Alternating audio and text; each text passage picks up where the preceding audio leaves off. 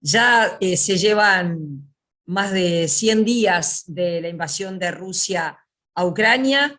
Según datos de Naciones Unidas, hay más de 4.000 muertos, 7 millones de refugiados, un país en ruinas. Le damos la bienvenida en la Red 21 al profesor de Historia Gabriel Quirici, precisamente para hablar de este tema. Gabriel, una primera evaluación de la situación que se está viviendo. Hola, bueno, es complejo siempre, ¿no? La información en tiempos de guerra, nosotros en historia siempre decimos que hay que manejarla con mucho cuidado porque es una mezcla de, bueno, acercamiento a la realidad y propaganda de cada uno de los interesados, ¿no? En principio, lo que me parece como interesante observar que eh, de lo que intuimos al principio, ninguno estaba en lo cierto, ¿no? Ni que era una guerra relámpago, ni que arrasaba Rusia, ni tampoco se venía la Tercera Guerra Mundial. No sé, estamos ante una guerra diferente, en una situación que ya parece prolongarse en el tiempo, donde quizás los escenarios que en un principio nos imaginamos sean otros, ¿no? Tampoco estamos en una guerra similar a las que conocemos como las que protagonizó Estados Unidos invadiendo otros países y destruyendo ciudades. Eso no se ha corroborado por los testimonios visuales. Sí ha habido ataques, combates. Tampoco está muy claro cómo han sido el formato de los combates. Todavía no es una guerra tan televisada como en otros casos, quizá también porque desde la perspectiva de la OTAN se ha controlado mucho los medios. Eso es un factor que tenemos que tener en cuenta también. En este momento todavía es muy difícil tener información más allá de ciertas propagandas. Y lo que parece claro es que se configuró un escenario geopolítico diferente también, ¿no? Con una aglutinación por parte de la OTAN y de Europa en torno al liderazgo norteamericano, este, y al mismo tiempo un aislamiento de esa OTAN y de Estados Unidos con respecto al resto del mundo, ¿no? En no acompañar, esto no es en apoyar a Rusia, pero creo que si no estoy mal, vamos por la sexta ronda de medidas sancionatorias a Rusia, que solo le aplica la OTAN y, bueno, Canadá es parte de la OTAN también, ¿no? Pero que ningún país, ni referente de los países que antes se llamaba Tercer Mundo, ¿no? O China, que es una potencia, pero ni la India, ni Brasil, ni México, ni Sudáfrica, bueno, ahora la Organización de Estados Africanos, tampoco ha seguido este proceso, lo que da para pensar en una mirada como creo que tenemos que hacer nosotros desde el sur, ¿no? Estamos ante un enfrentamiento en los límites euroasiáticos entre lo ruso, lo otánico, ¿no? Y con una cuestión que también da para pensar, ¿no? En qué medida las sanciones económicas han sido un, un arma, entre comillas, de cierto efecto, de cierto alcance, cuánto tienen, para nuestra perspectiva, un efecto propagandístico, ¿no? Se va tal marca de tal lugar, no va a estar más no sé qué cadena de café en Rusia, y sin embargo la economía rusa no da signos de debilitarse, y por otro lado sí se muestran problemas energéticos en Europa, ¿no? Con esto de que, bueno, no va a comprar, porque también está esto otro, ¿no? Europa no va a comprar el petróleo ruso, pero sí lo va a comprar por las dudas, porque si no lo vende en el mercado negro, entonces es una cosa que uno ya no sabe mucho si las decisiones son tan así, si hay tales sanciones, si son propaganda, ¿no? Entonces, es un marco de incertidumbre que lo único que yo creo que hay que esperar es que no escale más, ¿no? Pero bueno, todavía hay discursos muy belicistas. Uh-huh. Eh, los países africanos están obviamente muy preocupados porque el 80% de la importación de granos depende de Rusia y depende de Ucrania.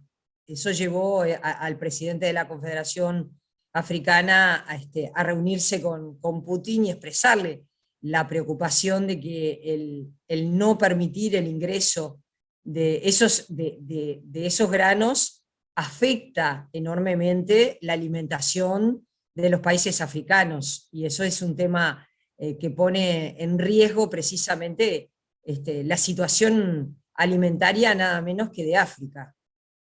Sí, sí, lo interesante, yo de lo que pude ver de esa reunión es que el planteo fue fundamentalmente como de esperar a ver qué ocurría creo que el principal puerto de salida es Odessa, que está Odessa está en manos ucranianas, ¿no? Y bueno, hay un problema allí, creo, porque como se recuperó para el frente ruso del otro de Mariupol, ahí el tema es que los puertos están minados, ¿no?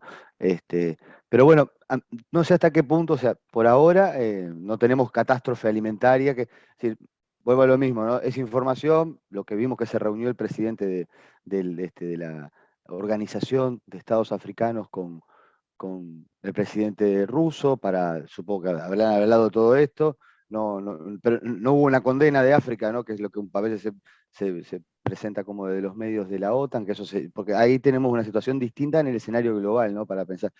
Pero habrá que ver qué resuelve también el gobierno ucraniano con sus aliados. Es una situación, yo creo que compleja, pero vuelve a lo mismo, ¿no? Cuando empezó el conflicto allá en febrero, marzo, parecía que ya iba a haber hasta que, una escalada nuclear, que ojalá no haya nunca, ¿no? Pero con no sé si te acordás, Ana, en Zaporizhia, que había digamos, una central nuclear civil, pero que bueno, que iba a explotar. Bueno, yo tiendo a ser cauteloso y decir, bueno, ojalá que no haya problemas de hambruna, pero también a veces se exageran las posibles consecuencias para alarmar. Lo que sí me parece como de lo que uno puede aportar desde la historia, ¿no? En general estos conflictos a medida que se prolongan en el tiempo, lo que han provocado en la historia reciente, ¿no? En el siglo XX, han sido procesos inflacionarios. ¿No? Esto no necesariamente quiere decir que haya escasez, ¿no? Pero determinados recursos empiezan a valorarse más, empieza a haber acopio de otros recursos. Más que no haya producción, el problema es que después, ¿quién controla el tráfico de esos recursos? Ni que hablar de los recursos alimentarios, pero lo mismo con los energéticos, ¿no? Y yo creo que ahí los países del sur tenemos que estar muy atentos, ¿no? En nuestro caso, porque puede incluso darse un espejismo y decir, bueno, como hay problemas alimentarios, esto a la larga a un país productor de alimentos como Uruguay, en buena medida, Uruguay produce otras cosas también, ¿no? Pero le puede dar buenos precios internacionales. Pero globalmente el mercado se hace mucho más caro, ¿no? Y a su vez todo el otro conjunto de insumos y productos que nosotros necesitamos también se van a hacer más caros y eso va a perjudicar a las economías y a perjudicar a los pueblos, ¿no? Entonces, esto como conversando entre nosotros, ¿no? Yo creo que lo que hay que apostar es a tratar de que haya una vía diplomática que logre un acuerdo con respecto al foco de conflicto, que es la escalada de una guerra civil que ya existía en Ucrania, una guerra civil muy compleja, ¿no? Con actores de todo tipo, bueno, que se llega a un determinado acuerdo de convivencia, de paz, y a reconstruir la convivencia entre Europa y Rusia, que yo creo que está muy deteriorada y sobre todo porque hay una escalada mediático-cultural que a mí me hace acordar de lo que he leído de las cosas de la guerra de Crimea. No sé si se acuerdan cuando, bueno, la guerra de Crimea justamente fue por esa otra zona, ¿no? Allá en el siglo XIX, ¿no? O bueno, o la época de las guerras napoleónicas. Me parece que el mundo no puede convivir con líderes que se están expresando todo el tiempo que odian a los otros. Me parece que yo pensé que estaba más madura la humanidad, pero bueno, vuelve el infantilismo belicista que es increíble. Ujú. ¿Cuál es el papel de Estados Unidos en esta situación? Bueno, yo creo que Estados Unidos está en una situación muy complicada por dos cosas. Por un lado, porque ya hace más o menos una década en Estados Unidos hay una tendencia a construir a nivel mediático político con lo ruso un factor de política interna y doméstica. No sé si te acordás cuando todo aquello del juicio a Trump, de que Trump había ganado por los rusos, después nunca se comprobó.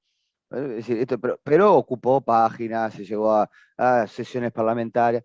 Esto ha sido parte de la política doméstica en los Estados Unidos, ¿no? Y al mismo tiempo creo que hay otro componente, pero eso constituye un Estado por lo menos de, entre comillas, informativo, ¿no? Y de acción, de pensamiento de algunos referentes y, bueno, opinadores en Estados Unidos. Pero por otro lado hay un tema de organización geopolítica. Estados Unidos, no nos olvidemos que a fines del año pasado se retira de Afganistán en una retirada que terminó siendo lamentable, ¿no? En cuanto a que, bueno, después de todo lo que ocurrió, que sería para otro, ¿no? Otro tema, pero desde la invasión a Afganistán, sobre un fenómeno generado también históricamente por Estados Unidos en el año 79 con la creación de los mujahidines, en la época de la Unión Soviética, ¿no? Bueno, después que le invade tras las Torres Gemelas, se retira diciendo que va a haber un ejército afgano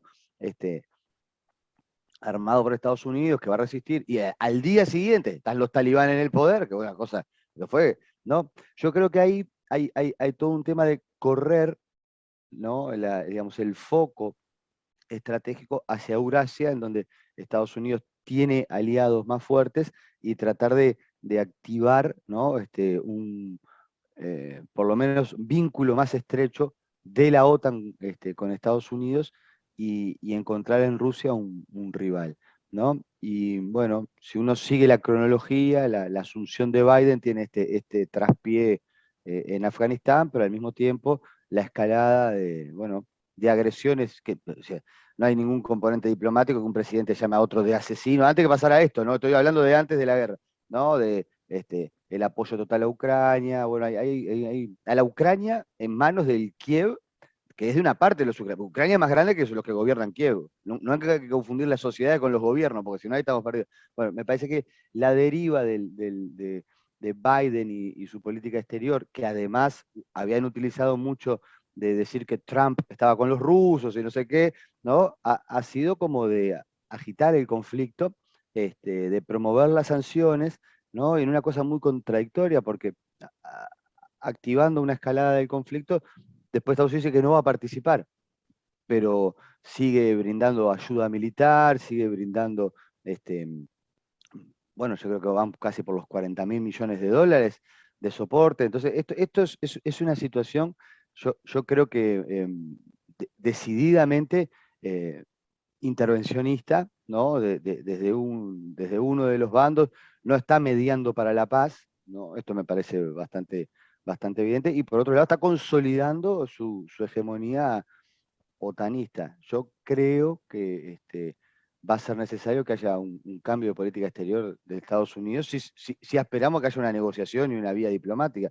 Si no, lo veo muy difícil. Lo que me llama la atención es que Estados Unidos, con toda esta lógica belicista, después cuando ocurren estos fenómenos terribles, como lo de ya que son frecuentes, ¿no? Los asesinatos masivos, se habla de disminuir el peso, lo dijo el propio presidente, ¿no?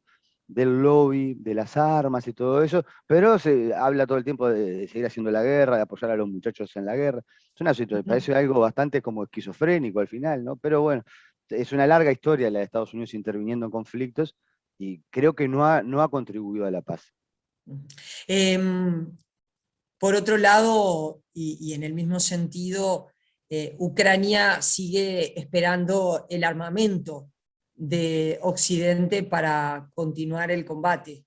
Sí, sí, lo que también es raro, porque yo insisto esto, si se decide una escalada de enfrentarse con un vecino, pero no se está preparado, entonces quiere decir que ya estaba de antemano visto algún tipo de, digamos, compromiso con otros para tener las armas, y eso también da la impresión de que no es un conflicto genuinamente o exclusivamente ucraniano, ¿no? Que acá, Ujú. este es otro tema que, digamos, en la perspectiva histórica después, yo siento que siempre estamos hablando con supuestos, y después siempre aparece mucha más información, ¿no? En historia contamos con la ventaja de que el paso del tiempo revela los acuerdos secretos. Esto pasó con la Primera Guerra Mundial, ¿no? Cuando terminó la Primera Guerra nos enteramos mucho más cosas después que antes, ¿no? Pero, pero yo creo que hay que ver con cuidado esto, ¿no? El gobierno de Kiev es el gobierno de una Ucrania que, digamos, optó por ejemplo, es una Ucrania que no es todos los ucranianos, porque optó por eliminar una de sus lenguas en 2014, eliminó el ruso de las lenguas. Entonces, toda una parte, es la Ucrania más vinculada a la tradición polaco-lituana, si bien tiene la misma religión ortodoxa, tiene otro rito, ¿no? Pero más occidentalizada. y que tiene Ujú. una campaña muy, en algunos casos xenófoba contra otros ucranianos. Entonces, ese gobierno de Kiev, en algún momento, que estaba en la guerra civil del Donbass, se empieza a recostar sobre Europa y pide armas. Pero esto me parece que cuando se presenta como que pide armas Ucrania para defenderse de Rusia, pide armas Kiev para mantener ese tipo de guerra. Otra parte del gobierno, no, o sea, no, ahora están silenciadas. Hay que recordar que el gobierno en Ucrania no permitió 11 partidos de la oposición, bueno, porque están en tiempos de guerra, lo que sea, pero no conocemos voces pacifistas en Ucrania, porque no sé, yo no he escuchado, capaz que vos sí, no sé. Entonces ahí creo que hay una constante prédica que también pasó en el festival musical que hubo de Eurovisión o en Cannes, ¿no? De presentar a un presidente de Kiev que tiene que ver con esta parte ucraniana que pide armas. Bueno, yo desde una perspectiva de análisis lo que veo es que eso es, digamos, seguir apoyando la guerra. Bueno, como Ujú. hay líneas que son parte de promover la guerra.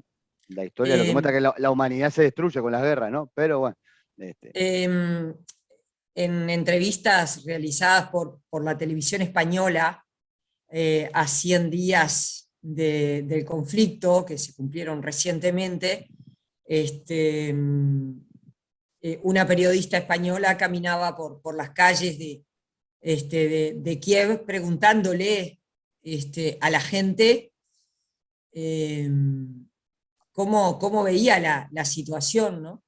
Y los ucranianos señalaban que no veían cercano el final de esta situación, y que veían un conflicto extendido en el tiempo. Incluso hubo uno de los encuestados, ciudadano común y corriente, que dijo, para mí esto va a llevar 10 años más.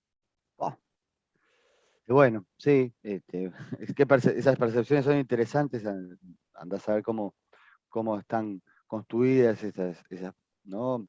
Temporalidades y esas personalidades en base a qué, ¿no? Pero sí, es que en realidad nosotros esto ya lo hemos conversado alguna vez, ¿no? O sea, la guerra de Rusia contra Ucrania que arranca este año tiene un antecedente en esa sociedad que por lo menos tiene 8 años de guerra civil, ya, que arranca con el Euromaidán en 2014, con una parte de la sociedad de Kiev, pues yo siento que esto, si decimos los ucranianos, las ucranianas, es un tema más complejo, ¿no? Pero una parte de la sociedad de Kiev, muy radicalizada, termina dando un golpe de Estado y combatiendo a la sociedad más ruso parlante, bueno, y con otras tradiciones, y eso estalló, insisto, desde hace más de 8 años, ¿no?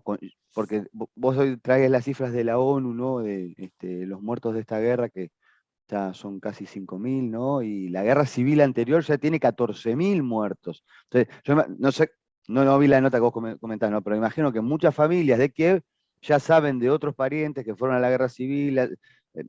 Esto no es horrible contarlo así, ¿no? Pero como que están acostumbrados a que esto va a ser más largo. Y ojo, que en la larga duración estos territorios tienen muchísima experiencia, tristísima también, de resistencia, de violencias, de intereses geopolíticos que juegan en torno que usan estos teatros como prueba de ensayo, ¿no? Desde la época, yo mencioné hoy los polacos ocuparon Ucrania casi 2 siglos, y en otro tiempo estuvieron también los lituanos, y estuvieron los nazis, y ha sido un territorio, siempre vale la pena recordar, ¿no? Que Ucrania quiere decir frontera, ¿no? Es una zona fronteriza muy compleja, y sí, capaz que la percepción de ese ciudadano común que vos decís, ¿no? Por lo menos, si yo viviera en Ucrania, me imagino, ¿no? Es decir, lo que menos parece estar en la vuelta es un discurso de recuperar la vía diplomática, de apostar a una reconfiguración en donde convivan rusoparlantes con ucrano, polacos y OTAN con Rusia, ¿no? Parece que, digamos, diferentes actores con poder de decisión y de construcción también de sentidos de la historia y del tiempo presente han optado por la vía belicista ya de forma desembosada, ¿no? Entonces, esto me parece que es muy grave y que es terrible lo que contás vos, pero bueno, es Ujú. probable bueno, parece mentir. Por eso digo, a veces como que la historia vuelve a repetirse y claro, los que sufren fundamentalmente después son las personas que tienen menos recursos porque otros deciden cosas, hacen discursos, salen, ¿no?, en los medios, pero no están en ese territorio o no están de refugiados, ¿no? Entonces eso es mortal. Ujú. También el papel de Rusia es bastante lamentable, encabezado por Vladimir Putin. Bueno, yo creo que esto es como todo, ¿no? En la guerra cada uno tiene sus justificaciones, este, porque yo hoy usé la expresión lamentable de Afganistán, no para calificar a Estados Unidos, sino que fue lamentable porque se dijo una cosa y terminaron todos pasando otra. Este, yo creo que lo de Rusia es un papel bastante complejo, creo que incluso hay diferentes análisis ahí, ¿no? Con respecto al rol de Rusia o sea, en el concierto internacional, pero y en el contexto con Europa, ¿no? De pasar de un intento de acercamiento tras la caída de la Unión Soviética, ¿no? Una búsqueda, en algún momento quizá exacerbada de occidentalizarse en la época de Yeltsin, ¿no? Bueno, este, Rusia pasó de ser comunista a ser neoliberal en un año, una cosa con préstamos del FMI, bueno, y una privatización de toda la economía, ¿no? Y luego con Putin asume en el 2000 con una alianza, o sea, Estados Unidos, ¿se acuerda que Rusia le ofrece a Estados Unidos toda la ayuda para combatir el terrorismo tras las Torres Gemelas? Y Rusia presenta su intención de integrar la OTAN. Esto es en 2000. Lo que pasa es que es muy complejo esto, porque después hay muchos temas, pero la OTAN crece, y a Rusia no la integran, ¿no? Y esto me parece que hay un fenómeno allí de recomposición de la idea de sus vínculos de Rusia con Europa y con Estados Unidos, ¿no? Y también creo que hay una perspectiva que no se puede perder de vista, es que en la interna del gobierno ruso también tener una guerra vecina unifica, ¿no? Es decir, de alguna manera, y nosotros tampoco tenemos mucha información, pero para la poca que se puede conocer, el apoyo a lo que llaman en Rusia la operación militar especial, el apoyo interno parece ser mayoritario, ¿no? Porque hay otra idea, hay otra narrativa, y también hay otras experiencias del pasado con la zona ucraniana, ¿no? Entonces, ahí creo que hay una cuestión que habrá que ver. Incluso esto ha pasado con otros casos, ¿no? Nosotros desde Occidente también tenemos que revisar algunas cosas de cómo se presentan, porque cuando es muy constante el demonizar algún país, porque esto, es decir, lo mismo que yo decía, no son los ucranianos, no son los rusos, es el gobierno ruso que decide esto, que tiene un nacionalismo, pero hay una idea que los rusos, las rusas, no, pero pongámonos del lado de los rusos, se incrementa un sentimiento, bueno, de nacionalismo, de antioccidentalismo, de sentirse agredida a Rusia. Incluso hay algunos trabajos históricos que hablan de Rusia como el país o la sociedad que sentía que quedaba fuera de la globalización, ¿no? En Rusia es muy fuerte el movimiento antiglobalista, ¿no? Siendo para eso a su vez un país muy conservador en muchas cosas, ¿no? Entonces, yo creo que, insisto, uno puede catalogar si una operación a nivel geopolítico, militar, es exitosa o no.